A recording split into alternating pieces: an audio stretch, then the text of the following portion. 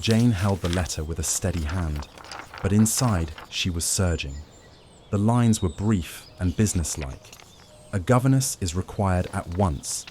If Miss Eyre is willing, we await her at Thornfield. Mrs. Fairfax. The words, "we await," sounded like a pass into a life she had not yet seen. Outrageous courage for an orphan raised in an institution. She had answered an advertisement and received a yes. Evening at Lowood dragged longer than usual. Jane folded her few belongings: books, a couple of handkerchiefs, a pencil, a pen, small provisions for those who are used to making a world on their knees, on a blank page. She avoided the pupil's eyes. Goodbyes spoken aloud tend to brand one with weakness. Her spirit was not brittle, only quiet. Lowood's discipline had taught her that silence. Imagination had taught her to live inside it. She did not sleep that night. Faith in a new road always feels like a fever. Now heat, now chill. Now the sudden sense that all this is someone's bold invention. If there was anything she would miss at Lowood, it was Helen, the girl with a gentle stubbornness and the habit of covering a page with her palm to hear thought, not noise. Helen taught Jane a particular strength, the patience that does not extinguish fire, but keeps it while the storm rages. Helen faded long and softly, like a candle going out, coughing, yet with a peaceful smile and last words about living truthfully. Jane carried that quiet voice inside instead of an amulet. But dawn met her with a real coach. Strange horses, a rough coachman, the cold November air, and the road, which never asks if you are ready. Wheels cut the ruts at a steady pace. The landscape turned its greys and browns as if someone were leafing through autumn's palette. Jane looked out. Hamlets, gullies, low stone walls, rare lights, Morse code from an unknown country. In her chest, she felt a fear that resembled respect for the boundless. The world was larger than Lowood, and larger than her former self. Toward evening, the house appeared. Not a sulking castle, not a cosy cottage either. Thornfield stood like a silent interlocutor. No house stares so closely as the house that does not yet know you. The door opened to a woman not young, with attentive eyes and the dry hands of a housekeeper. "Miss Eyre," she asked, with the relief of someone who has been waiting for help. "I am Mrs. Fairfax." She led Jane through a hall of portraits where the faces of ancestors looked like pages of a book long since read. The rooms were orderly, with scents of apples and polish. A fire burned in the grate. "Welcome, new chapter." "You are engaged by the master, Mr. Rochester," Mrs. Fairfax explained. "But he is not at home. You'll be teaching Adele." The name came out French, a little sigh. A child of 8, dark-eyed, with a tousled ponytail, soon appeared in the doorway and observed the new governess without a blush. "Do you really know how to draw?" she asked with a seriousness that sounded decisive. "A little," said Jane. "And we'll read a little too, until a little becomes a lot." Adele smiled, hiding her impatience. For an instant the room grew brighter, as if Thornfield had turned its warm side toward its newcomer. Thornfield kept a kind of quiet that shelters a secret. In the evening, when the corridors darkened and the fire sank, Jane heard a sound, strange, like a muffled laugh, neither child's nor old woman's. It rolled along the upper floor and went still. "Drafts," Mrs. Fairfax waved it off, though her look betrayed a habit of not naming things old houses like to talk.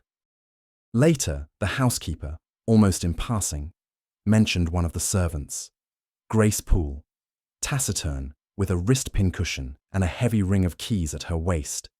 She, said Mrs. Fairfax, oversaw the sewing and the upper rooms, preferred to work alone, sometimes came down for tea, and vanished again. Her steps were recognizable, even heavy. A sharp smell of spirits sometimes trailed her. The name slipped into Jane's memory like a small stone into a pocket, unseen, but impossible to forget. Jane did not press. She knew the price of silence, where truth sometimes hides. In her modest attic room, she took out a sketchbook and made a few quick lines. The corridor's angles, the window frame, the outline of an old chair. From that attic window, the horizon looked narrow as a latch slot, and it was enough to learn how close a woman's world can be when she has neither name nor fortune. Jane peered into the distance as if the sea might seep through the hills. She wished to see more than timetables and rules allow. With the joy of a new chapter came a light regret. How narrow the allotted circle for a woman, and how stubbornly it must be widened, step by step. In thought, she drew invisible routes, from here to cities, from other people's portraits to living faces, from duty to choice. The lines steadied her breathing. The night passed without sleep, but without anxiety. The new life already ticked like a clock. She would have to learn its beat. Lessons with Adele began lightly, like play. She loved to sing, dance, hide words inside drawings. Her French phrases hopped about the room like sparrows. Jane, used to Lowood's dry rules, did not forbid. She redirected. Every impulse turned into a small victory. A word read right, a clean line, a neat letter. Not everything came easily. Arithmetic and Adele were poor friends. Figures blurred like notes, and her patience lasted 2 examples at best. Jane proposed a bargain, 15 minutes of sums, and a song, the multiplication table, and a little drawing as a reward, a sandglass on the table, and the right to flip it herself. Thus they found a common rhythm, to Mrs. Fairfax's great delight. She openly rejoiced at another living voice in a large, often empty house. Will our monsieur come back soon?" Adele asked once. "I don't know," said Jane. Not because she did not care, but because any soon in this house seemed postponed to an unknown date. Mrs. Fairfax said the master lived here and then departed for months. His past was like fog over a moor. You can see the shapes, not the path. One evening, choosing her words, the housekeeper spoke of a tangled fate and circumstances not to be told. Jane listened politely and asked no more, not from coldness, but from respect for another's enclosure. It had always been her way. Do not go where you are not invited. Sometimes that wins trust. Speaking of his past, Mrs. Fairfax, over tea, also touched on inheritance. Mr. Rochester was a younger son. In youth, he had to sacrifice himself to family, yield to the elder brother, not quarrel with a father's will, accept a role with few choices. Thornfield came to him only later, after both father and brother died. She said it without details, with that cautious pity which lets one understand. The snare was not set without others' hands.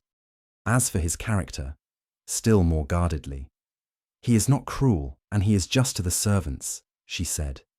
"He pays promptly, thanks for work, but in his presence it's never clear. Is he serious or jesting, pleased or not? On good days he is lively, witty. On others he shuts down, and the silence about him grows wiser than words." From these fragments, Jane formed her first impression of a master she had not met. A man of reliable action and changeable temper, like the weather on the moor. One who cannot endure empty phrases and hears more than he says. Even so, this unknown held a promise Jane found oddly comforting. A keen mind without malice, the habit of not humbling the weak. He did, after all, care for Adele. Sufficient signs that a meeting need not be feared. A few days later, Mrs. Fairfax sent Jane to Hay, the nearest village, to post a letter. The day was winter bare, the light like glass. On the dip toward the brook, a horse, coming out of white breath, slipped. The rider almost kept his seat, but fell at last, hard, angry, with the sound of a man, unaccustomed to being brought down. Jane ran to him. The man was broad-shouldered, grim. His face carried an irritation at the very notion of fate misbehaving. "You have twisted your ankle, sir," she stated, without fuss. "Allow me to help." He looked as if seeing for the first time a person who does not flurry but acts. She set her shoulder. He leaned on it, gauging her strength, and for a moment, something warmly dangerous flickered in his eyes. "Respect? Do you live nearby?" he asked once he was back in the saddle. "At Thornfield," Jane answered. "At Thornfield," he repeated, the corner of his mouth tugging.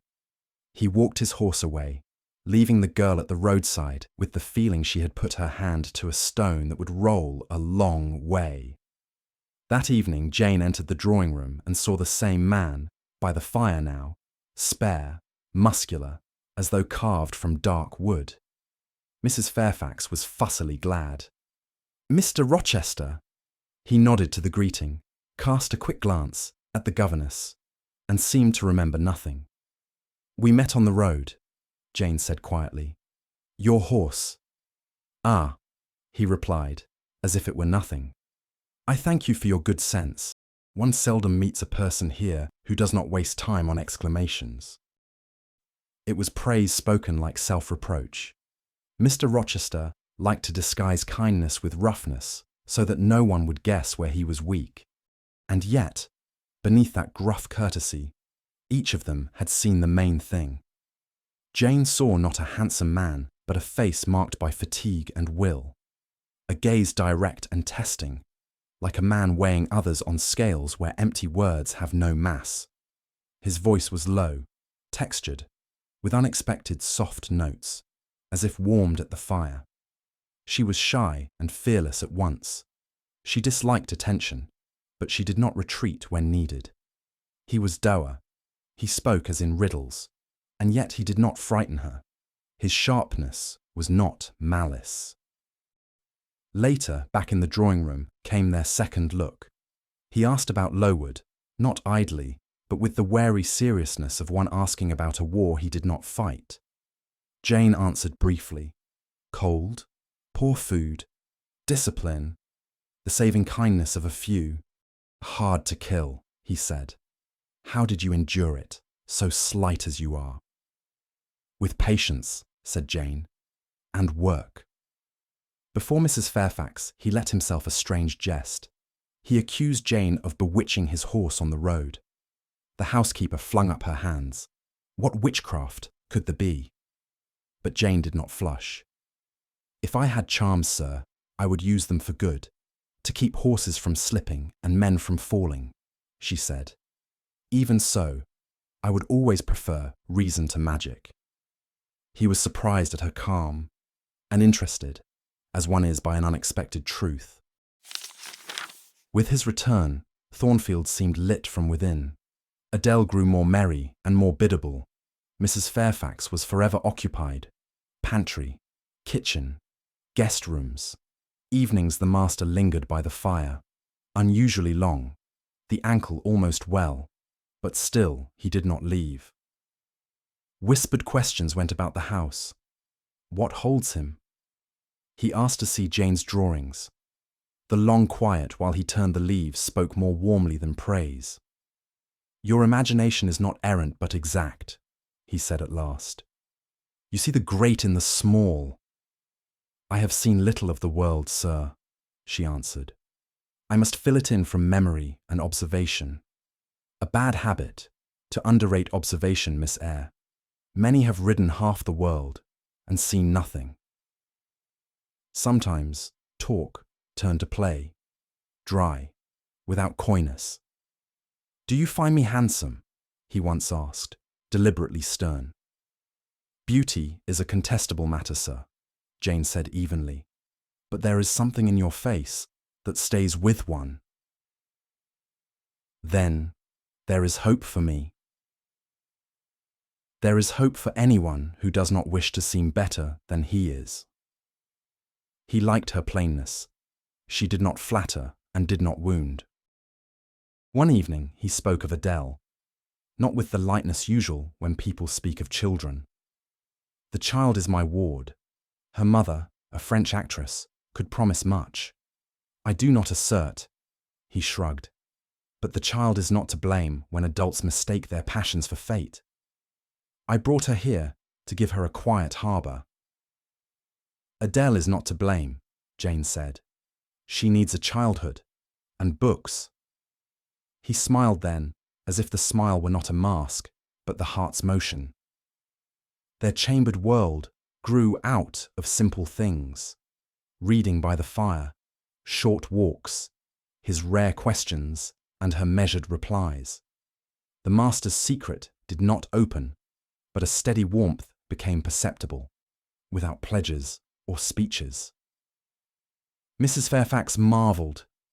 It's years since I saw Mr. Rochester stay home of an evening so, and he, watching the shadows on the wall, seemed unwilling to answer even himself why he was still there. Jane woke at night to the smell of burning. The quiet was so thick that every move felt criminal. She stepped into the corridor and felt heat.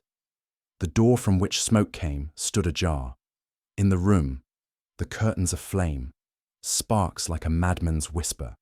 On the bed, Mr. Rochester, sleeping the unforgivable sleep of those who think even fire may be mastered. Jane acted fast, seized the water from the pitchers, dashed it on the bed hangings, smothered the blaze with blankets. Her small hands worked methodically like one who has put out her own fears 100 times.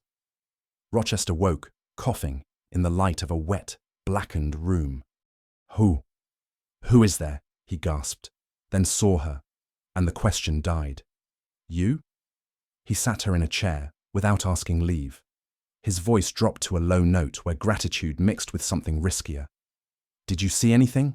He asked, a tension in his eyes, as if the bridle were buckled to the last hole. I heard a laugh, said Jane, and smelled smoke. Nothing more. That is enough, he answered curtly. Think no further.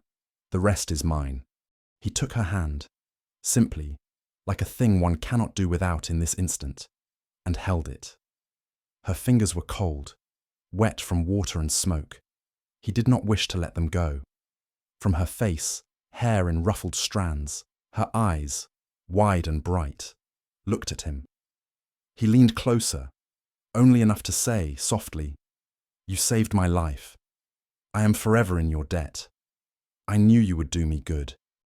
She paused a second, as if suddenly conscious of closeness, and then remembered propriety. He felt her gently withdraw her fingers. Whatever drew them together, she was no French actress and would not compromise. He let her go to her room, and he remained, with wet soot and the quiet. When the door closed, he told himself what he knew best. He could not marry her. Confession would end whatever future they had. One thing remained, to wake her innocent heart, to see if there was a place for him there. Not with declarations and oaths, but carefully. Fireside talk, testing questions, rare jests, and, if needed, the cold mask. The secret would bide its time.